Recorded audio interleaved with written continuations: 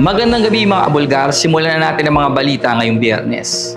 Mas maraming oportunidad at mas maaayos sa trabaho, pangako ni PBBM ngayong Labor Day.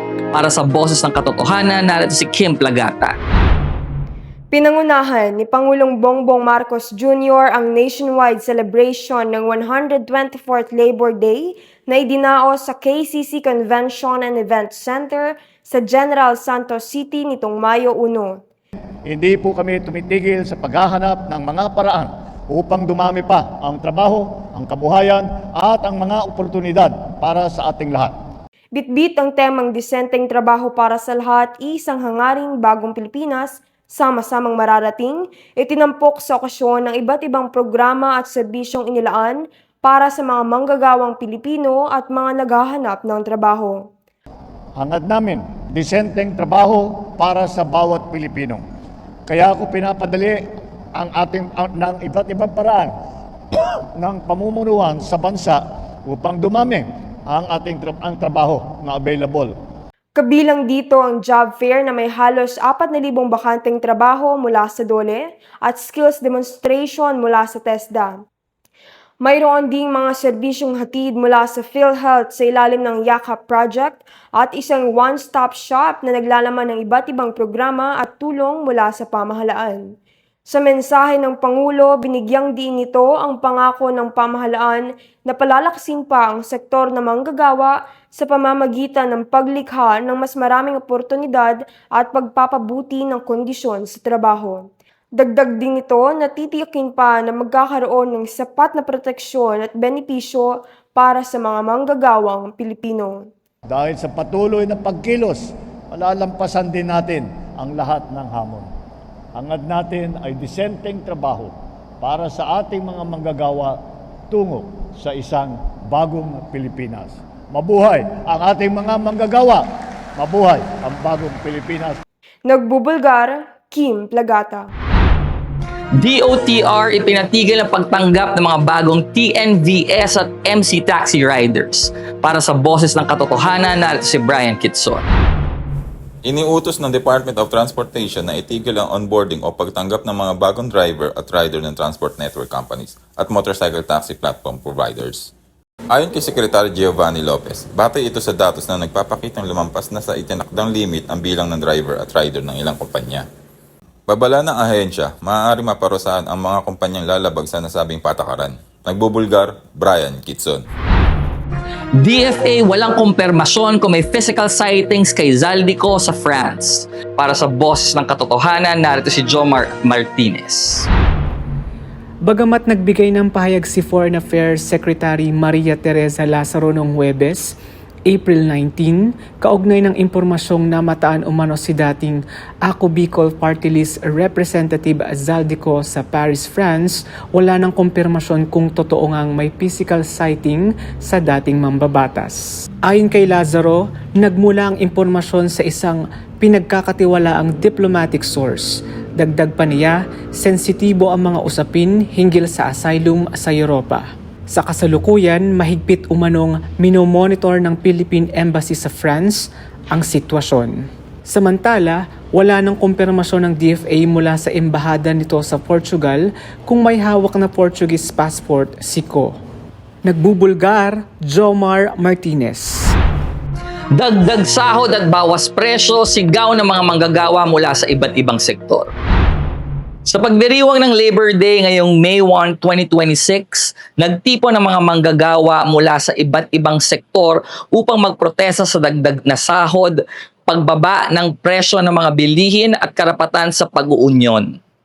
Naganap ito sa kahabaan ng Welcome Rotonda sa Quezon City kung saan kinundina rin ng kilusang Mayo 1 ang patuloy na agresyon ng US sa Silangang Asya at presensya ng militar sa Pilipinas. Habang nakikiisa sa protesta ang iba't ibang sektor tulad ng magsasaka, kabataan, kababaihan, guro at artista. At ngayon naman, pakinggan natin ang Boses ng Bayan. Dapat nga madagdagan ng sahod, pero ang iniisip ko kung okay ba yon dun sa kumpanya. kung mawawalan din lang sila ng trabaho at madadagdagan ng sahod yung iba, unfair naman, di ba? Kaya lang, kailangan yung government ang tumulong sa atin. Siyempre, pabor po ako kasi hindi naman po natin lingid sa kaalaman, 'di ba? Ang dami pong naging domino effect tong pagtaas ng krudo, no? So, deserve naman po ng bawat Pilipino na magkaroon ng increase din sa sahod. Dapat madagdagan. Yun ang inaasahan ng tao eh. Sa mahalan ng bilihin, tapos ang sweldo ng tao, yung iba wala nga sa minimum. Kailangan talaga ang gobyerno natin maintindihan din nila ng mga kapwa Pilipino. Naghihirap din naman. Blackpink member na si Jisoo nagpasalamat sa natanggap na parangal sa Cannes series. Ibinahagi ng actress at singer na si Jisoo ang kanyang pasasalamat sa kanyang latest Instagram post matapos tanggapin ang Madame Figaro Rising Star Award sa Cannes series. Agad namang umani ng papuri at suporta mula sa fans na kilala bilang Blinks ang kanyang post. Ayon naman sa Cannes series, Jisoo embodies a new generation of artists capable of crossing borders and reinventing themselves. SB19 style, pinainit ang stage matapos makipagsabayan sa baile dance kasama si Rochelle Pangilinan. Para sa Boses ng Katotohanan, narito si Rica Martin. Hindi inaasahan ng fans ang sorpresa ng SB19 member Estelle nang dumalo at makisaya sa concert ng Sex Bomb Girls na Get Get Out last round. Ito ay ginanap sa SM Mall of Asia Arena nitong Huwebes ng gabi. Lalo pang uminit ang venue nang makipagsabayan si Estelle sa iconic baile dance kasama si Rochelle Pangilinan. Isang moment na agad ikinatuwa at sinabayan ng sigawan ng fans. Nagbubulgar, Rica Martin. Durant, posibleng out muna sa Game 6 ng playoffs. Para sa Boses ng Katotohanan, Miguel Banaag. Matapos magtamo ng left ankle bone bruise ang forward ng Houston Rockets na si Kevin Durant sa nakaraang Game 2 ng serye kontra LA Lakers, tuluyan nang hindi nakalaro sa Game 3 hanggang Game 5 ang atleta. Ayon sa ESPN, tatagal ng mahigit 2 linggo ang recovery ni Durant, kaya mataas ang posibilidad na hindi ito makalaro sa Game 6 na gaganapin bukas. Kasalukuyan namang hawak ng Lakers ang 3-2 lead.